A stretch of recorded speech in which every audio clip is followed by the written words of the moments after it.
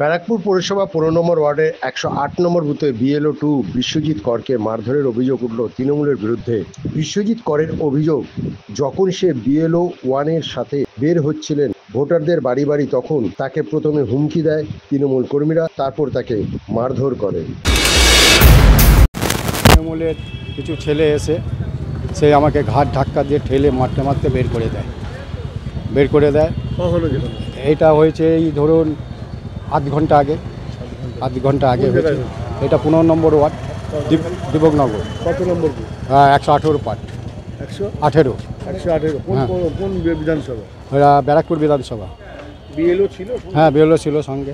উনি চুপ করে, ওনাকে বললাম, উনি চুপ করে রইল। ঘটনাটা কি ঘটেছে? ঘটনা কিছুই না, আমরা বিএলওর সাথে ঘুরছি, যেহেতু আমারও নাম আছে। হ্যাঁ, তা ঘুরতে গেলে তখন ওই তৃণমূলের ছেলেরা এসে আমাকে বলে, এখানে তোমার এসআইআর করা, বেরাও এখান থেকে, চলো, মানুষকে হয়রানি করা, এইসব করে ঘাট ধাক্কা দিয়ে মারতে আমাকে ঠেলে বের করে দিল। কি মনে হচ্ছে ওই যে বিজেপি? আমি তো এতে কী বলে আতঙ্কে আছি, বুঝলেন তো। কেন আতঙ্ক? যেরকমভাবে করছে এরা, যেভাবে ঠেললো, বলে দেখে নেবো, হ্যান ত্যান এইসব কথা বলছে। হ্যাঁ, দেখি আমার উপর নেতৃত্ব কী করে, সেই বুঝিয়ে আমি জানাবো। আপনার নাম? আমার নাম বিশ্বজিৎ কর। কত নম্বর পার্টির? আমি হচ্ছে ১১৮। ১১৮। কোন বিধানসভা? ব্যারাকপুর বিধানসভা। তবে ব্যারাকপুরের পুরসভার পৌরপ্রধান উত্তম দাস বিষয়টি ধামাচাপা দিয়ে জানান, এটা এসআইআরের কোনো ব্যাপার নেই, নিজেদের কোনো একটা ঝামেলা নিয়ে কথা কাটাকাটি হয়েছিল, যদি কিছু হয়ে থাকে প্রশাসন ব্যবস্থা নেবে। এটা অন্য কী কারণে হয়েছে সেটা আমি পুরোপুরি জানি না, তবে এটা পলিটিক্যাল ম্যাটার কিছুই না। লোকালি কোনো সমস্যা ছিল, সেইটা নিয়ে হয়েছে। কিন্তু ঘটনা হচ্ছে, যে ব্যাপারটা নিয়ে বিএলএরা ঘুরছে, যে এসআইআর ব্যাপারে আমাদের প্রত্যেক কটা বিএলএকে নির্দেশ দেওয়া আছে, এটা নিয়ে কোনো মানুষের কোনো চিন্তার কোনো কারণ নেই। কারণ হ্যাঁ, বুঝতে পেরেছি, এই যে এসআইআর নিয়ে বিএলএকে যে নির্দেশ দেওয়া আছে, বা সাধারণ মানুষকেও যে নির্দেশ দেওয়া আছে, আমাদেরকে জানানো আছে যে এসআইআর নিয়ে আমাদের আমরা যারা পলিটিক্যাল লোক তারা বুঝে গেছি কোনো আতঙ্কের ম্যাটার নেই।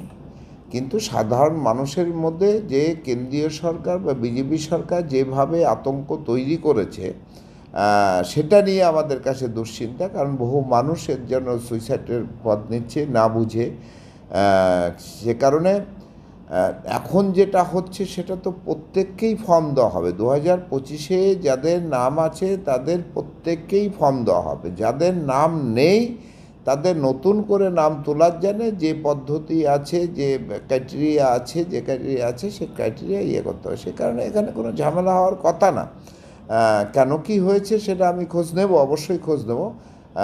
কারণ সব বিএলওকেই না আছে, যে যার পার্টি করবে, যে যার করবে, সেটা তাদের সাথে বিএলওর সাথে কথা বলবে, বা তাদের কোনো অবজেকশন থাকলে তারা প্রশাসনিক লেভেলে বিএলওকে জানাবে, এবং তার উচ্চতর যারা আছে প্রশাসনিকভাবে তাদেরকে জানাবে।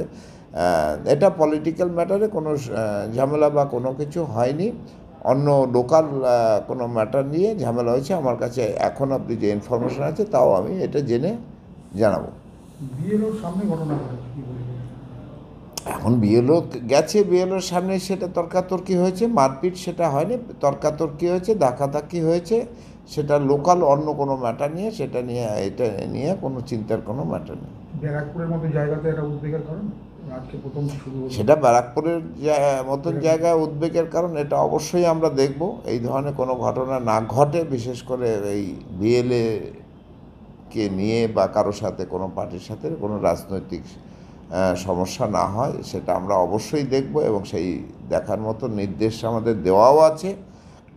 তবে এটা যেটা হয়েছে, এটা কোনো একটা জিনিস নিয়ে লোকালে এক জায়গায় থাকে, সেটা নিয়ে নিজেদের মধ্যে একটা তর্কাতর্কি হয়েছে, কোনো মারপিট ঝামেলা কিছু না। মারধর ঠারধর হয়নি।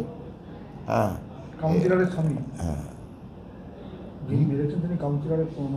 হ্যাঁ, আমি কাউন্সিলর তো ডেকেছি, আমি জেনে আপনাদেরকে বলবো। তবে এটা হওয়া উচিত না, আর হওয়ার দরকারও নেই।